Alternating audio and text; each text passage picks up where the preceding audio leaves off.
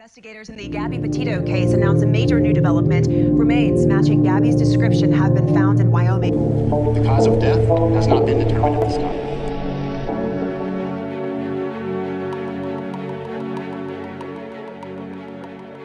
Hi, can you hear me, sir? Yeah, I can hear you. Hi, I'm calling. I'm right on the corner of Main Street by Moonflower, and we're driving by, and I'd like to report a domestic dispute. Florida with a white van, Florida license plate, white land, gentleman, Where's about it at? 5'6", beard. They just drove off. They're going down Main Street. They made a right onto Main Street from Moonflower. Or what were they doing? Cooperative, but what do you say? What were they doing?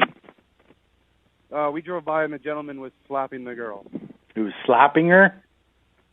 Yes, and then we stopped. They ran up and down the sidewalk. He proceeded to hit her, hopped in the car, and they drove. Do you want to place your vehicle into park and go ahead and turn it off for me? No, park? Oh, it isn't parked yet. Okay, turn off your engine. Go ahead and set your keys on the dash for me, all right? What's your guys' names? Gabby, Brian, okay. This is the first body cam that was released to the public. Right away, you can tell that Gabby is agitated. She's anxious. She's making up excuses for Brian. She's extremely apologetic, and she seems fearful. It seems obvious that Gabby was being abused. She was being controlled and manipulated. She probably felt depressed, drained, scared, ashamed, and confused. She needed help. By picking up on the warning signs, these police officers could have helped Gabby, but they didn't. They failed. They failed miserably. What's going on outside? I'm just just been fighting this morning. Some personal issues. It was a long day. We were camping yesterday and camping got supplies and stuff. I'm sorry I hit the bump there. I was distracting him from driving. I'm sorry. Can I get you to step out of the vehicle for me, man? Yeah. In this footage, Gabby was hysterically crying, and Brian was seen laughing and joking with the officers. They called Gabby the aggressor and Brian the victim. They got Brian a free hotel through a victim advocacy program and separated them for the night. Many people believed that the officers didn't know that a witness had stated that he saw Brian slapping and hitting Gabby, but after another officer's body cam was released, it was clear that they definitely knew. They knew what the witness said, and they completely ignored it. Bravo Romeo India Alpha November. I know what interaction wants to do what? To be out of Florida. He just dropped it. Did he hit you though? I mean, it's okay if you're taking it. I can't hit you. Come on, listen. Yeah, hit you. Good job.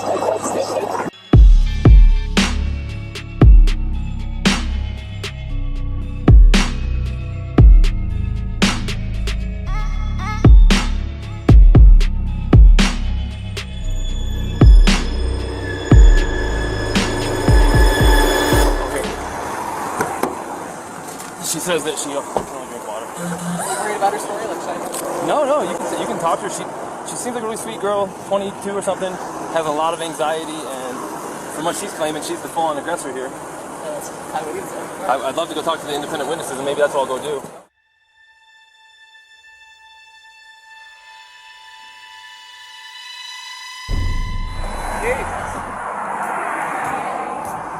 How's it going? How are you doing? Good. Hey, we got a call about a male hitting a female and the two of them getting in this vehicle and taking off. So I don't want to try and defend myself by saying anything here, but I pushed her away. She gets really worked up, and when she does, she swings, and she had her cell phone in her hand. So I was just trying to push her away. But Gabrielle, I'm talking about my fiance, right? What's that? Gabby was already asked to step out of the vehicle, but you can see Brian look towards Gabby's seat, like he's looking for her to answer for him. He's stuttering, he doesn't know what to say, and Gabby's not there to take up for him. So he freaks out and completely turns away from the officer and asks the other officer if he talked to his fiancée yet. It's almost like he knows that once they talk to her, he'll be in the clear because he knows that she will lie for him because that's what he's trained her to do. How are you doing? Good. Hey, we got a call about a male hitting a female and the two of them getting in this vehicle and taking off. So I don't want to try and defend myself by saying anything here, but I pushed her away. She gets really worked up, and when she does, she swings, and she had her cell phone in her hand. So I was just trying to push her away.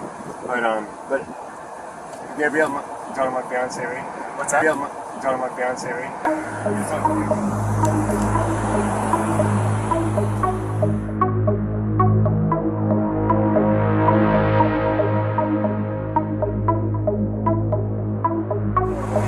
I like pictures. I don't have my phone. I don't have a phone. So she goes off that one. So it's all right. I'm on my own. So I was saying, let's just go for a walk. And she was trying to get the keys away. So I was just going, let's wait back up. And that's what she hit me. And I did. She's trying to get the keys away from you. You mean the keys to her van? She's trying to get her keys back so that you can't abandon her out in the middle of nowhere. Then he said, she's hitting me. Oh, he was real quick to throw Gabby under the bus. I don't push you. I didn't get completely physical. I'm just trying to keep her away and not get hit. And then I got really loud and I just like really attention where I was going. Back up, get away, just get me. Okay, so you said you pushed her to create some distance, obviously, right? What happened after that? What happened? She even told us that he was trying to walk her out, told her to go take a walk, and that she was trying to get in.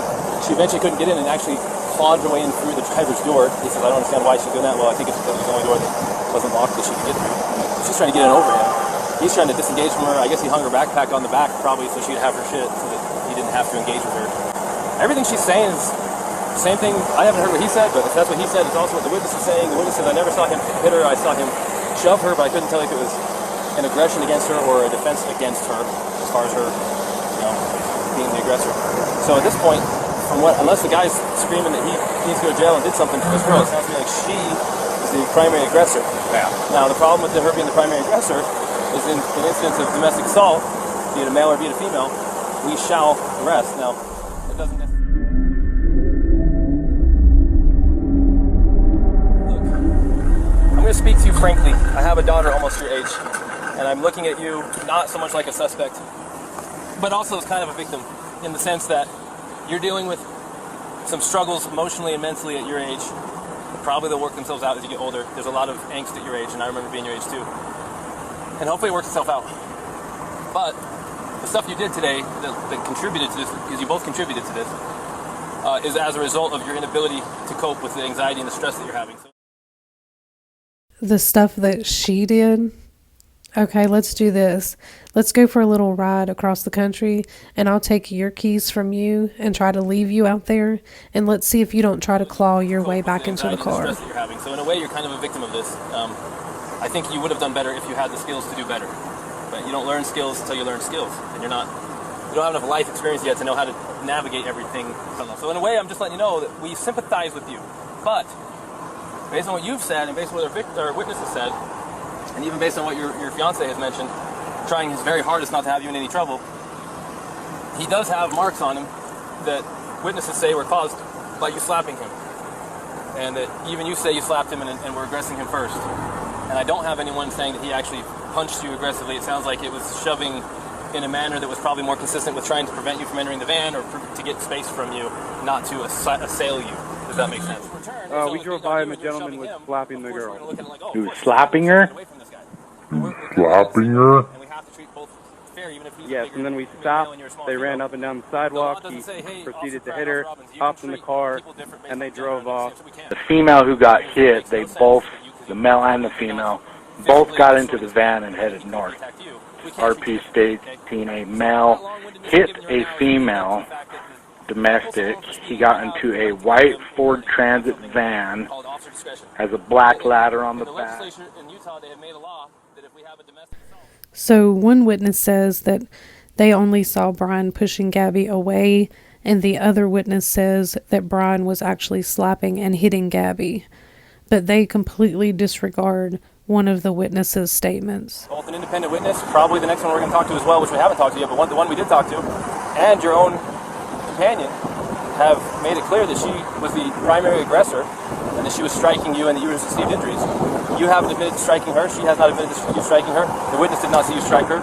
So at this point, you're the victim of a domestic assault. That even if you didn't want to pursue this, we don't have a choice. The best thing we could do to not, the law says we have to charge her. It doesn't say we have to put her in jail. Okay, but it also says we have to separate, do a no contact order, and then we have to put her in jail if we cannot separate. And there's a little problem here. You guys are out of Florida living in the van together. How are we supposed to separate you guys?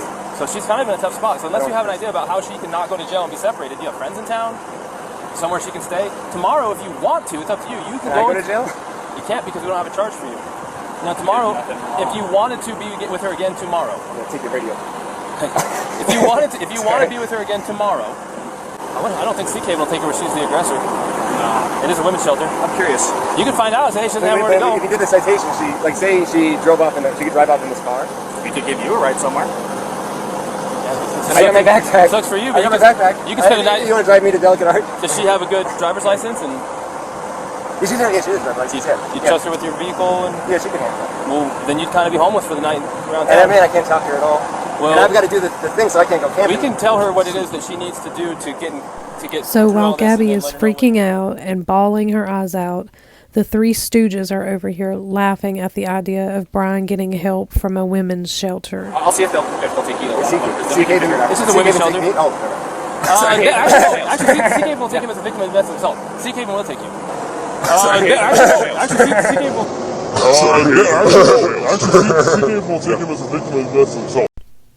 I can't with these people. Let's get back to Gabby. He says you guys are a team. He says you're his fiance. He says he loves you. He says he doesn't want anything to happen. But we're explaining to him that we don't have any choice in this. He wants you so that you don't have to go to jail, because the only thing we can do is take you to jail. He says, well, so she doesn't have to go to jail, then I will accept Sea Caven's help if they'll give me a hotel, and then she can have the van, so she doesn't have to go to jail. She can just have a ticket. When you get the ticket, it's going to give you a phone number to call, and they're going to give you a court date, and that court date will probably be online. I have to come back to Utah? No, it'll be online. Listen, if I had any discretion in this, I would separate you guys for the day and just give you warnings to stop hitting each other. He just said, I would just give you a warning and say stop hitting each other. So he knows that it wasn't just Gabby. Brian had also been hitting Gabby. But I lawfully don't have discretion here. I don't have any. Because somebody said something, like a witness said something? Because there's two witnesses. And then there's what you said and what he said. And guess what? It all matches nicely that you were the primary aggressor and that the injuries he has were caused by your aggression towards him. Even if he doesn't feel hurt, even if he doesn't want to press charges, there's nothing any cop can do about it. It's written into the law.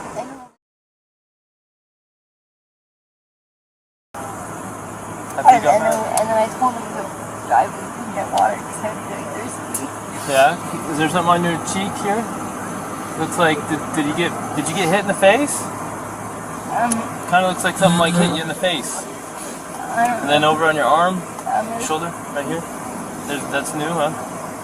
It's kind of a new mark. Oh yeah, I don't know. Can I see the other side of your face? So, what happened here and here? I'm not sure. It was really fast. I was just trying to get in the back of the car and his backpack was on the back. So the backpack got you? So there's two people that came to us and told us that they saw him hit you. There's two people saying that they saw him punch you. We're just independent witnesses by Moonflower. Well, to be honest, I definitely hit him first. Where'd you hit him? I slapped him in the face. You slapped him first? And then what, just on his face? You get to kind of just shut up. How many times did you slap him? Romeo, India, Alpha. Just a couple. And then what? And his reaction was to do what? I hung around so I wouldn't slap him. He just grabbed you? Yeah. Did he hit you though? I mean, it's okay if you're saying you hit him, and then I understand if he hit you, but we want to know the truth if he actually hit you. Because I guess, yeah, but I hit him first. Where did he hit you? Don't worry, just be honest. honest. He grabbed my face, like, I guess. He didn't hit me in the face, he didn't punch me in the face or anything. Did he slap your face or what? Well, he grabbed me with his nail, and I guess that's why it looks. I definitely have a cut right here because I can feel it. Yeah. When I touch it, it burns. But okay. You don't trigger anything. I was yelling at him, and then when you turned your lights on, I kind of punched him. I'm like, there's an idiot. So she's saying was why he hit the curb. This next part is where Gabby kind of loses it. There's a couple things that she said that I didn't catch right away the first time, but after I slowed it down, I can hear most of what she's saying, and it's pretty disturbing. Trying to work it so you can just have the van. Tomorrow, I don't want to be separated.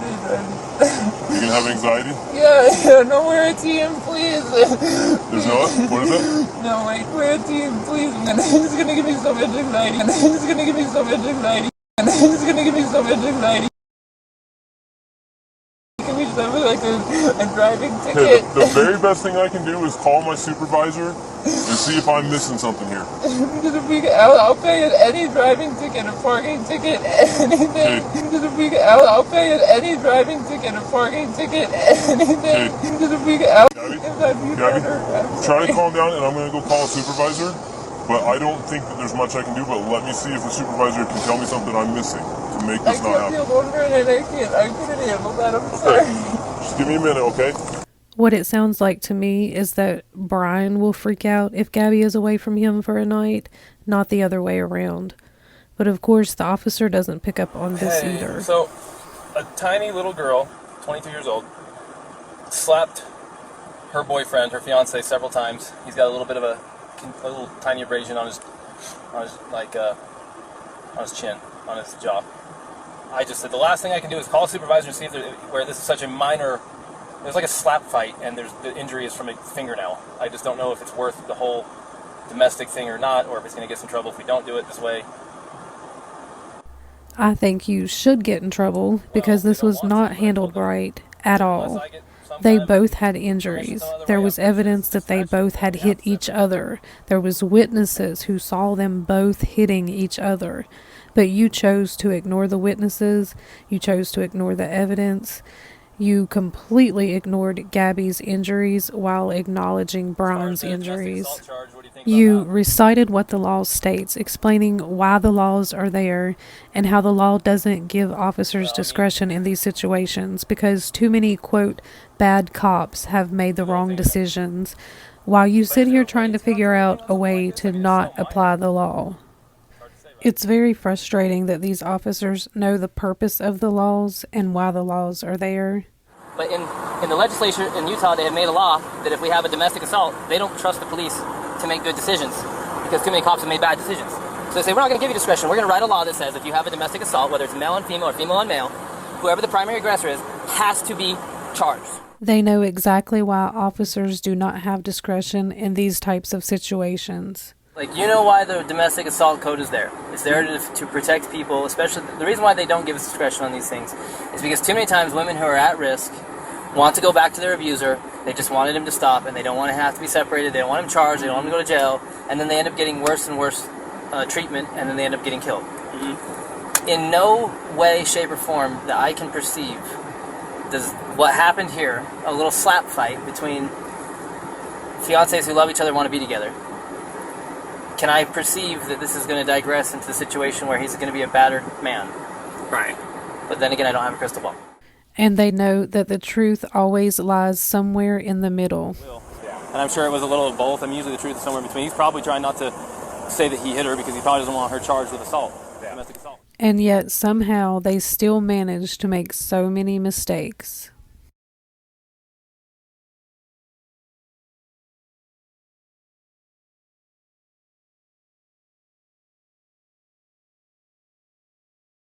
Near Grand Teton National Park in Wyoming at the Spread Creek camping area. This is a devastating end to the search for the 22-year-old from Northport who disappeared weeks ago while on a trip with her fiance, Brian Laundrie. Gabby's family was quickly notified of Sunday's discovery. Just minutes after the FBI's announcement, Joseph Petito, Gabby's father, posted this picture on Twitter, writing, "Gabby Petito, she touched the